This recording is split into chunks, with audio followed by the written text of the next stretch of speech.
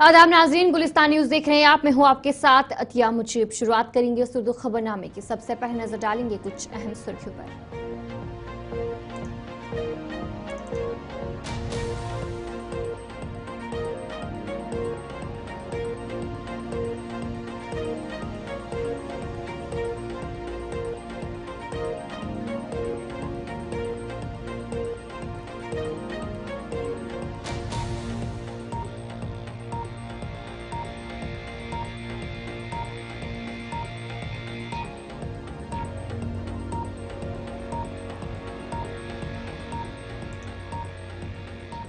तो चलिए थी कुछ अहम सुर्खियां। अब दीगर खबरों की तरफ भी रुख करेंगे। जिला रामन में गुज़िश्ता दिनों होने वाली शदीद बारिश के नतीजे में लैंड स्लाइड और सैलाब ने तबाही मचा दी। मुतअद्दिद इलाकों में सड़कें, मकानात और गाड़ियां मलबे तले दबी हैं।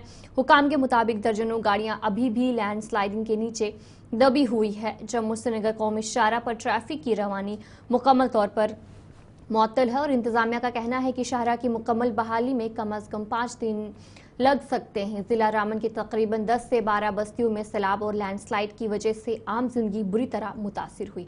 मकानात को नुकसान पहुंचा और कई खानदान बेघर भी हो चुके हैं। सफाई और बहाली का काम तेजी से जारी है। जिला इंतजामिया ने आवाम से अपील की है कि वो गैर जरूरी सफर से गुरेज करे और इंतजामिया से ताउन करे ताकि जल्द अज जल्द मामूलात जिंदगी बहाल हो सके।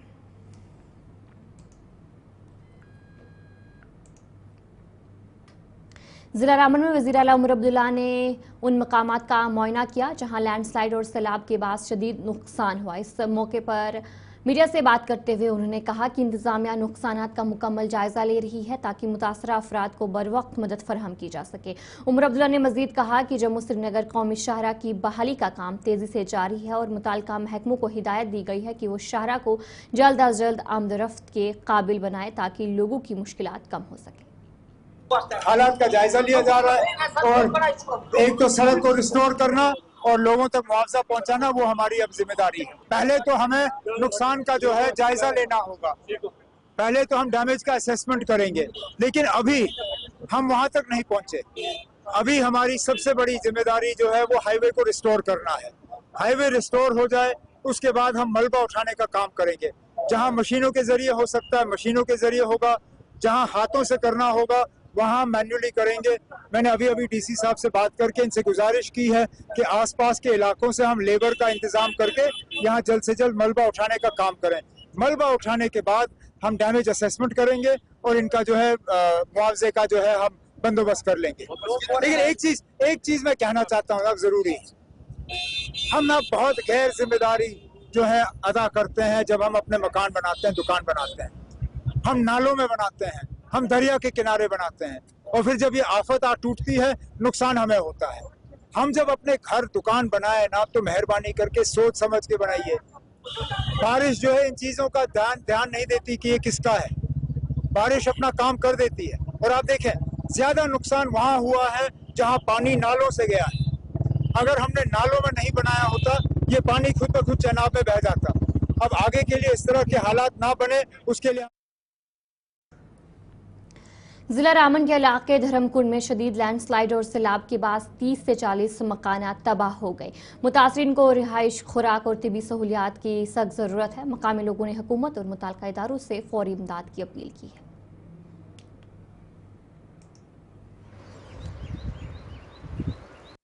जी, आप सब देख ही रहे हैं काफ़ी परेशानियों का हमें सामना करना पड़ रहा है। मैं शुक्रिया अदा करती हूँ अपने सीएम साहब का कि जिन्होंने यहाँ पे 3 बार वो आ रहे हैं, कुछ प्रॉब्लम की वजह से यहाँ पे लैंड नहीं कर पा रहे हैं। हमारे लोग काफ़ी परेशान हैं। हमारे एमएलए साहब यहाँ पर आए थे और भी एसडीएम साहब यहाँ पर आए हुए हैं, पटवारी वगैरह सब यहाँ पे टीम आई हुई है। इंशाल्लाह आस्ते आस्ते मेरे को उम्मीद है कि डीसी साहब भी यहाँ पर आएंगे, हर एक फैसिलिटी लोगों को दी जाएगी। मकान इन लोगों के नहीं रहे, आशियाना इन लोगों का छिन गया है क्योंकि बड़ी मुश्किल से इन लोगों ने जान बचाई। मैं अल्लाह का लाख लाख शुक्र अदा करती हूँ कि हमारे बच्चे बच गए, हमारी माएँ बहनें बच गई, हमारी जानें बच गई। इंशाल्लाह सब कुछ होगा। मैं उम्मीद इन लोगों को यकीन दानी दिलाती हूँ कि जो भी फैसिलिटी गवर्नमेंट हमें देगी वो ज़रूर इन तक हम पहुँचाएँगे। एडमिनिस्ट्रेशन की तरफ से भी सब फैसिलिटीज़ इन लोगों के तक मैं पहुँचाऊँगी। मैं इन लोगों को यकीन दानी दिलाती हूँ और एमएलए साहब का शुक्रिया अदा करती हूँ। आप देख ही रहे आपने सारा मंजर देखा, खुदा का कहर आया। 2014 में भी हमारे साथ ये हुआ था, लेकिन तब अल्लाह का शुक्र था हमारे पास छत थी। आज जो हमारे साथ हुआ है, हमारे पास छत भी नहीं रही है, वहाँ हम जाने के लायक ही नहीं रहे। सबसे फर्स्ट प्रायोरिटी में मीडिया के माध्यम से मैं ये कहना चाहती हूँ अपनी सरकार से कि हमें सबसे पहले फर्स्ट प्रायोरिटी हमें ज़मीन दी जाए, उसके बाद जो भी फैसिलिटी वो दीजिए, क्योंकि परनौत में जो साल हो चुका है अभी तक वो लोग बेघर है, उन लोगों को कोई अभी तक ज़मीन वगैरह नहीं मिली है। मैं यही यकीन दानी लोगों को दिलाऊंगी, मैं ये कहूंगी अपनी सरकार से कि सबसे पहले परनौत हो गया, हमारा धर्मकुंड हो गया, ढुलास एरिया हो गया, हमारा कफ्टेरिया का एरिया हो गया, जो भी ये लोग मतलब बेघर हो चुके हैं, इनके लिए फर्स्ट प्रायोरिटी इनको एक कॉलोनी बना के दी जाए। क्योंकि हमें जो मुआवजा मिलता है, जो हमें मिलता है वो 1 लाख या 20,000 मिलता है, उससे हमारा कुछ नहीं होगा। पहले तो चलो 1,20,000 हम मानते हैं कि वो आप हमें दोगे, लेकिन वो लेके हम जाएंगे कहाँ? ना तो हमारे पास जमीनें हैं, ना घर है, जो थे वो सब कुछ तबाह हो चुका है।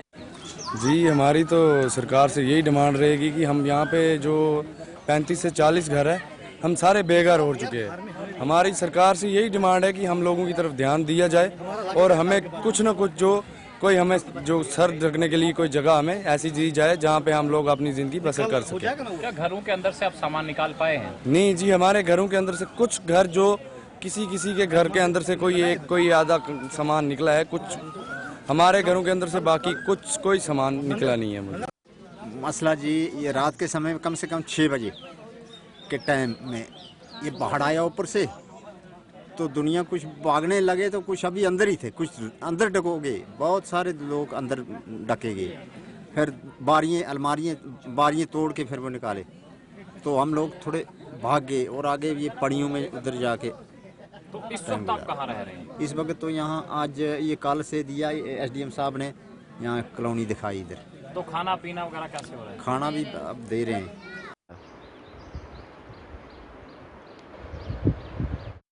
पीडीपी के तर्जुमान इकबाल तरम्बू ने इंतजामिया से मुतालबा किया है कि वो जम्मू श्रीनगर हाईवे की बंदिश के मसले का फौरी तौर पर हल निकाले। उनका कहना था कि इस हाईवे की बंदिश की वजह से कश्मीर के अवाम को शदीद मुश्किलात का सामना करना पड़ता है और इस मसले को फौरी तौर पर हल करने की ज़रूरत है ताकि लोगों की आमदरफ्त में मुश्किलात कम हो। उन्होंने मजीद कहा कि मुगल रोड सुरंग की तामीर को तेज़ करने की ज़रूरत है। देखिए, पहले तो हमें बड़ा अफसोस है कि वहाँ पर बहुत नुकसान हुआ है रामबन इलाके में, तो हम गवर्नमेंट से गुजारिश करेंगे कि एडिक्वेटली उनको जो है फैसिलिटेट करें, क्योंकि बहुत परेशानी वहाँ हुई है। मसला असल में ये है कि कश्मीर को ये प्रॉब्लम बहुत सालों से दरपेश है। रोड कनेक्टिविटी हमारी बहुत वल्नरेबल है। जैसे ही मौसम ख़राब हो जाता है तो इन हालात का हमें सामना करना पड़ता है और इनकी वजह से बहुत सारी मुश्किलात जो है कश्मीर के लोगों को उठानी पड़ती है। आज की अगर आप बात करें तो देखिए कितने हज़ारों में टूरिस्ट वहाँ पर स्ट्रैंडेड है, ट्रक्स वहाँ पर बंद है माल वगैरह लेके, और अगर खुदा न खास्ता 2-4 दिन के लिए और भी ये रास्ता नहीं खुल पाया तो आप अंदाज़ा लगाइए यहाँ पर कितनी शॉर्टेज हो जाएगी, यहाँ पर एक पैनिक की सिचुएशन हो जाएगी। तो हमारी गुजारिश सरकार से भी है, जम्मू कश्मीर की सरकार से भी है और मरकज़ी सरकार से भी है, एक अल्टरनेटिव रोड है मुगल रोड, इस पर काम नहीं हो रहा है, काफ़ी सालों से नहीं काम हो रहा है। हमारी प्रेसिडेंट साहिबा ने लास्ट ईयर भी गडकरी साहब को लिखा था कि एक टनल की इस रोड में ज़रूरत है जिसकी वजह से ऑल वेदर रोड बन जाएगा। सुनने में आया है वो DPR भी तैयार है। तो मेरी गुजारिश है यहाँ की हुकूमत से वो भी अपना दबाव मरकज़ी सरकार पर बनाए ताकि ये अल्टरनेटिव हमारे लिए खड़ा हो जाए और जैसे ये मुश्किलात है इनक्लीमेंट वेदर की वजह से ये हमारा जो है सॉल्व हो जाए। दूसरा, हमारी बदकिस्मती है, ट्रेन शुरू हुई है लेकिन पोस्टपोन पे पोस्टपोन, प्राइम मिनिस्टर साहब बिजी हैं, वो नहीं आ पा रहे हैं, नहीं उसका इनॉग्रेशन कर रहे हैं। लेकिन इन द मीन टाइम अगर ऐसा कुछ हो जाता, जो हमारी लोकल ट्रेन्स हैं जो चल रही है, वंदे भारत जो है, चलिए वो बीजेपी के सीनियर रहनुमा साबिक मरकजी वजीर अनुराग ठाकुर ने आज श्रीनगर में पार्टी कारकुनों से खिताब करते हुए एक कौम के इंतखाब के नज़रिए पर जोर दिया। उन्होंने कहा कि अगर पूरे मुल्क में एक साथ इंतखाबात होंगे तो अखराजात में नुमाया कमी आएगी। उन्होंने जम्मू कश्मीर को रियासत का दर्जा बहाल करने के वादे को दोहराते हुए कहा कि रियासती हैसियत जल्द बहाल की जाएगी।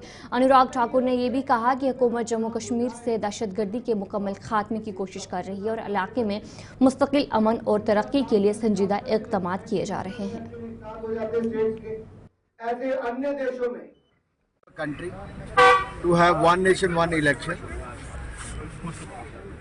और इसमें जो जेपीसी बिठाई भी है उसमें भी बड़ी डिटेल में बातचीत की जा रही है, लेकिन मैं अपने व्यक्तिगत व्यूज यहाँ पे रखना चाहता हूँ। भारत में लोकसभा चुनाव जैसे 2024 में हुआ, उससे ठीक 4-5 महीने पहले छत्तीसगढ़, मध्य प्रदेश, राजस्थान ऐसे 3-4 राज्यों में चुनाव हुए। लोकसभा चुनाव के कुछ महीनों के अंदर ही हरियाणा, जम्मू कश्मीर के चुनाव हुए, फिर महाराष्ट्र के चुनाव हुए, झारखंड के हुए, दिल्ली के हुए। तो एक साल में कम से कम 5 विधानसभा के चुनाव हर साल आते हैं। अगर एक ही समय सब चुनाव होंगे तो खर्चा भी कम होगा, समय भी कम खराब होगा, और जो वोटिंग परसेंटेज है वो भी बढ़ेगी। कैंडिडेट्स का भी खर्चा कम होगा, पॉलिटिकल पार्टीज का भी कम होगा, और देश का भी कम खर्च होगा। और जो अधिकारी कर्मचारी इलेक्शन करवाने में ही लगे रहते हैं, उनको भी, जो टीचर्स हैं वो टीचिंग पे अपना ध्यान दे सकते हैं। जो बाकी लोग हैं, जहाँ इलेक्शन कोड ऑफ कंडक्ट लगता है, मॉडल कोड ऑफ कंडक्ट लगता है, तो उस समय कोई कामकाज एक तरह से स्लो हो जाता है, और उसमें 45 डेज टू 90 डेज तक का समय कई बार चले जाता है। कुछ बार चुनाव शुरू होने से पहले और बाद में भी काफ़ी समय जाता है। फिर सरकार बनती है, उसको अपना समय लगता है, गति थोड़ा समय लगता है और तेज काम करते हुए, तो बहुत सारा टाइम लूज होता है। तो हमने कहा कि वन नेशन वन इलेक्शन होगा, तो लगभग 1.5 लाख करोड़ रुपया जो लोकसभा के चुनाव में खर्च होता है, कैंडिडेट्स का, पार्टीज का, अलग अलग संस्थाओं का, भारत सरकार का, वो भी बचेगा, समय बचेगा, अधिकारी कर्मचारी अपना काम करेंगे। भारत की जीडीपी में 1.5% उस पर ऐड हो सकता है। का हमारा वायदा है स्टेटहुड जम्मू कश्मीर को मिलकर ही रहेगी। देश में नक्सलवाद, आतंकवाद के खिलाफ कड़ी कार्रवाई हो रही है। जगह जगह नक्सलवादियों को मारने का काम हो रहा है, गिरफ्तार करने का काम हो रहा है। बहुत सारे नक्सलवादियों ने अपने हथियार भी छोड़ दिए। यहाँ पे जम्मू कश्मीर में भी अगर आप कश्मीर को देखेंगे तो बहुत राहत पहले से मिली है। अगर जम्मू के कुछ हिस्सों में अगर ऐसा प्रयास किया गया तो उसके खिलाफ हमारी सिक्योरिटी फोर्सेज ने कड़े कदम उठाए हैं। आतंकवाद के लिए कोई जगह नहीं है। बीजेपी है zero tolerance policy against terrorism. Ram मंदिर का इशू हो, सिटीजनशिप अमेंडमेंट एक्ट हो, इन सब पर कांग्रेस और विपक्षी दलों ने भय और भ्रम फैलाने का काम किया।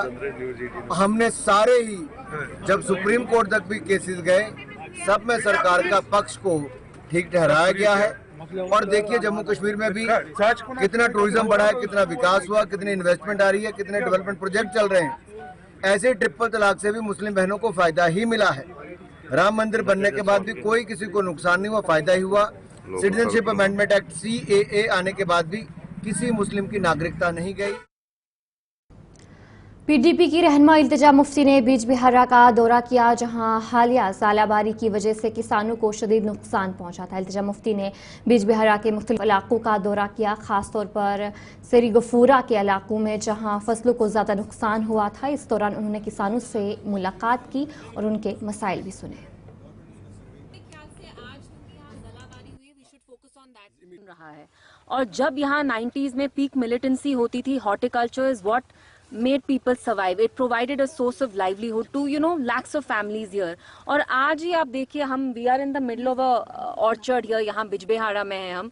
आप यहाँ हालत देखिए, फार्मर्स लिटरली ये रो रहे हैं, इनको कोई सपोर्ट नहीं मिल रहा है। जलाबारी तो यहाँ हर साल होती है, अभी 4 दिन से लगातार जो हुई है, डिस्पाइट द फैक्ट कि यहाँ इस साल एक इलेक्टेड गवर्नमेंट आई है, नेशनल कॉन्फ्रेंस की सरकार है, उस सरकार ने कोई अटेम्प्ट भी नहीं किया है कि यहाँ वो एक टीम को भेजे जो असेस करे यहाँ कितना डैमेज हुआ है। एंड इनको कोई रिलीफ नहीं मिलता। इनके बड़े बड़े लोन्स हैं, पेस्टिसाइड लेने के लिए इनको लोन लेना पड़ता है, वो पेस्टिसाइड फिर कंटामिनेटेड होता है, उसमें मिलावट होती है, वो भी नुकसान होता है। MSP तक इनकी एक मिनिमम लेवल पे नहीं है, तो they are under acute stress. जो बीमा गवर्नमेंट की इंश्योरेंस स्कीम है, it does not cover horticulture. तो मेरी समझ में नहीं आता, जब हमें पता है जम्मू कश्मीर की जो इकोनॉमी का जो बैकबोन है वो हॉर्टिकल्चर रहा है, तो जो हमारे फार्मर्स हैं उनको तो ज्यादा से ज्यादा सपोर्ट मिलना चाहिए था। इनकी काफी टाइम से ये डिमांड थी कि मिनिमम सपोर्ट प्राइस भी अगर इसमें कोई MSP। जम्मू की एक पुलिस टीम ने पंजाब पुलिस की मदद से अमृतसर के बाबा बटाला इलाके में मतलूब अफराद को गिरफ्तार करके एक कार्रवाई की। टीम ने ककरी मोड़ बड़ी बरहमना के मुश्ताक अली उर्फ राज अली उर्फ बच्चू डॉन और एक और मतलूब मुलजिम को गिरफ्तार किया। दोनों कई मुजरमाना मुकदमात में मतलूब थे। पुलिस के मुताबिक वापसी के दौरान जब टीम जम्मू की तरफ जा रही थी तो रास्ते में एक शख्स ने पुलिस एहलकार पर हमला कर दिया और उनकी सरकारी हथियार छीनने की भी कोशिश की ताकि फरार हो जा सके। इस दौरान मुश्ताक अली उर्फ बच्चू डॉन सड़क पर गिर पड़ा और शदीद जख्मी हो गया। इस वाक़े में 4 पुलिस एहलकार को भी मामूली चोटें आईं। जख्मी मुलजिम को फौरी तौर पर गवर्नमेंट मेडिकल कॉलेज एंड अस्पताल में मुंतकिल कर दिया गया, जहां डॉक्टरों ने उसे मुर्दा करार दिया। पुलिस की तरफ से बताया जा रहा है कि तमाम ज़रूरी कानूनी कार्रवाइयाँ शुरू कर दी गई है और मुतल्लिका दफात के तहत थाना बेशना में मुकदमा भी दर्ज कर लिया है। इसी पर मज़ीद तफसीलात फराहम कर रही है हमारी नुमाइंदा जम्मू से शिल्पा शर्मा। जम्मू पुलिस की एक टीम बाबा बटाला अमृतसर पंजाब पहुंचती है 2 वांटेड पर्सन को, यानी कि 2 वांटेड व्यक्ति को पकड़ने के लिए। ये 2 वांटेड व्यक्ति जो कि एक पुलिस जिस प्रकार से प्रेस रिलीज की गई है और उसमें ये बताया गया है कि ये 2 वांटेड पर्सन जो कि जम्मू कठुआ सांबा रेंज में क्रिमिनल केसेस में जो है वो मुलविस पाए गए हैं, जिसके चलते पुलिस पार्टी वहां पर पहुंचती है और इन्हें अमृतसर से लाया जाता है। लेकिन आपको बता दें कि जैसे ही इन्हें अमृतसर से लाया जाता है वहां पर बीच रास्ते में जो है मुश्ताक अली उर्फ बच्चू डॉन और साथ ही साथ एक और व्यक्ति जो कि वांटेड पर्सन है, उनके द्वारा कहा जाता है कि उन्हें जो है वो नेचुरल कॉल पर जाना है, यानी कि उन्हें जो है वो बाथरूम जाना है और गाड़ी को जो है वो रोक दिया जाए। और लगातार इस प्रकार से कहने के बाद जो है वो पुलिस के द्वारा जो है यानी कि गाड़ी को रोका जाता है। लेकिन मुश्ताक अली जो कि उर्फ बच्चू डॉन है, उन्होंने जो है वो प्रयास किया, वहां से भागने का प्रयास किया और स्थिति को बिगाड़ने का जो है वो प्रयास किया गया।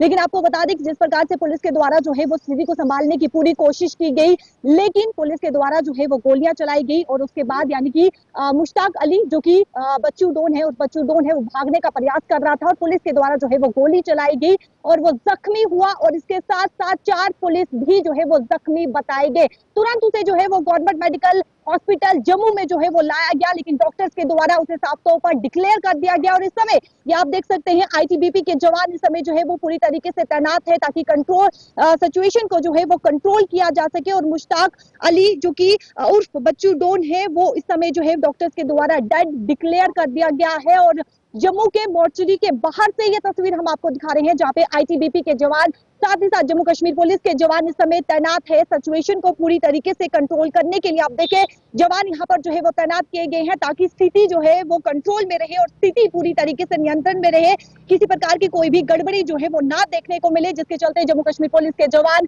आईटीबीपी के जवान यहाँ पर जो है वो तैनात किए गए हैं। प्रेस रिलीज दी गई है, उसमें ये बताया गया है कि 2 वांटेड पर्सन है, जिसमें से एक जो कि मुश्ताक अली और साथ ही साथ उर्फ बच्चू डॉन इसका नाम है, ये केकरी बड़ी ब्रह्मना का ये रहने वाला है। साथ ही साथ बिश्ना में जो है वो एफआईआर को भी दर्ज किया गया है। लेकिन जिस प्रकार से इस वांटेड पर्सन की अगर मैं बात करूं तो ये भागने का प्रयास कर रहा था, यानी कि बच्चू डॉन भागने का प्रयास कर रहा था और स्थिति को जो है पुलिस के द्वारा संभालने का पूरा प्रयास किया गया, लेकिन कहीं ना कहीं हथियार जो है वो छीनने की कोशिश कर रहा था, जिसके चलते पुलिस ने ये बड़ा कदम उठाया और उसे गोली चलाई और मुश्ताक अली जो कि उर्फ बच्चू डॉन जख्मी होता है और उसके बाद उसे हॉस्पिटल लाया जाता है, लेकिन डॉक्टर्स के द्वारा उसे ब्रॉड डेड जो है वो डिक्लेयर कर दिया गया है। और इस समय ये तस्वीरें आप देख सकते हैं किस प्रकार से सिचुएशन को कंट्रोल यहाँ पर जो है वो किया जा रहा है ताकि स्थिति पूरी तरीके से जो है वो नियंत्रण रहे और स्थिति जो है वो ना बिगड़े। क्योंकि इस मुश्ताक अली उर्फ बच्चू डॉन की अगर मैं बात करूं तो जो कि ये क्रिमिनल केसेस में जो है वो मुलविस पाया गया है और एफआईआर भी बिश्ना में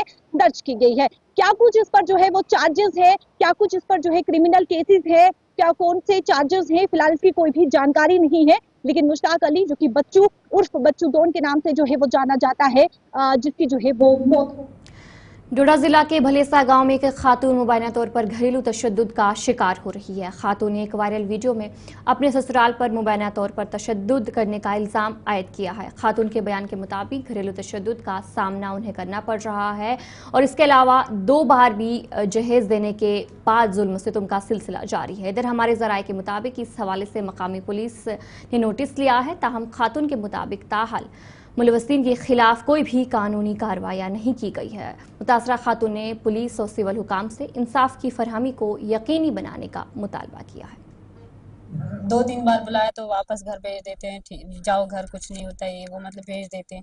फिर हमें अलग, पहले साथ में थे वहाँ पे सास ससुर, वो भी मतलब बैठने नहीं देते, फिर किया अलग तो वहाँ पे भी नहीं बैठने देती। जो उसकी बहनों की जो लड़कियां हैं वो भी मतलब लड़ाई करती है, झगड़ा करती है, फ़ोन छीन लेते हैं मेरे, मतलब घर वालों से कोई रास्ता नहीं रखने देते, फ़ोन भी छीन लेते हैं, फ़ोन छीन के दे देते हैं वो अपनी मम्मी को, जो मेरे घर वाले। 3 साल हो गए शादी को, 3 साल से बस रोज़ ही मतलब मारते हैं, लड़ाई करते हैं, घर वालों को भी गालियां देते हैं। करवाया था, जबरदस्ती केस करवाया था, जेवर बोल रहे बाप पे जबरदस्ती केस करवा दिया। जी, बोलने लगे मार देना है, हमारे पास ये बीडीसी गन है, हमें मार देना है, फेंक देना है, किसी को पता भी नहीं चलेगा।